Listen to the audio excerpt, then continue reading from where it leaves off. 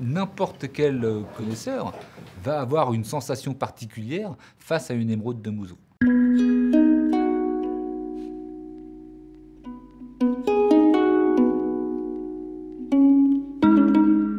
Évidemment, quand elle sort de la terre, elle est quand même pleine d'impuretés, pleine de toute la roche qu'il peut y avoir autour, etc., etc. Et donc elle doit passer dans toute une série de processus directement sur la mine, où elle est nettoyée, où elle est calibrée, où en fait il trie le bon grain de livret, hein, tout simplement. Hein. Donc tout ce qui est récupéré ensuite, qui semble être valorisable, est ensuite mis en sac.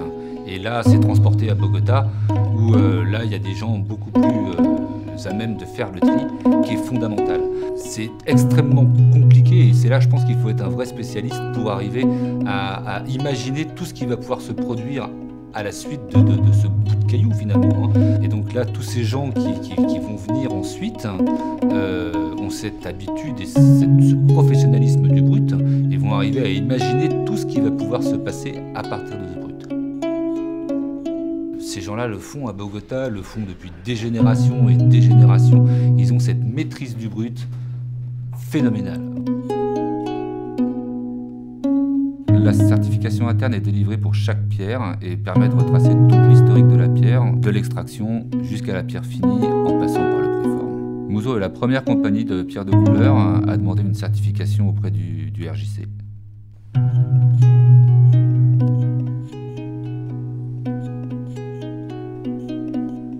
Les émeraudes, elles m'arrivent préformées, mais je ne sors pas l'émeraude du paquet pour la mettre directement en ciment puis pour l'attaquer dans la foulée. J'ai d'abord une vraie relation avec elle, c'est-à-dire que je la regarde, j'essaie de me plonger à l'intérieur, de comprendre la matière, de voir les fragilités. Si on n'y met pas un tout petit peu de soi, et si on travaille ça d'une façon juste technique, on ne peut pas arriver à quelque chose d'intéressant. Je ne crois pas, en tout cas.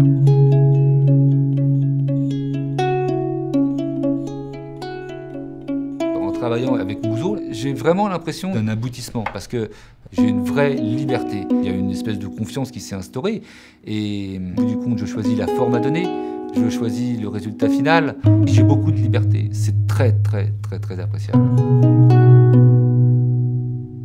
Ensuite, je travaille à la main, c'est-à-dire que mes meules, elles tournent avec ma main. Ça me permet d'avoir une sensation beaucoup plus fusionnelle avec la pierre et avec la façon dont je travaille. Mais encore une fois, je vous dis, quand on veut arriver à quelque chose d'exceptionnel, il faut peut-être aussi avoir une vraie sensation, une vraie relation avec la pierre qu'on travaille.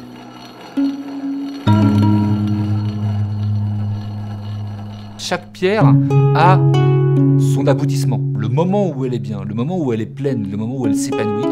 Ce que j'essaie de faire, c'est d'avoir une pierre aboutie. C'est-à-dire une pierre pour laquelle j'ai eu l'impression qu'elle m'a donné tout ce qu'elle pouvait me donner. Et que de lui faire donner plus, ça va trop la faire souffrir. Il ne faut pas aller plus loin. Une belle pierre, ça fait quelque chose.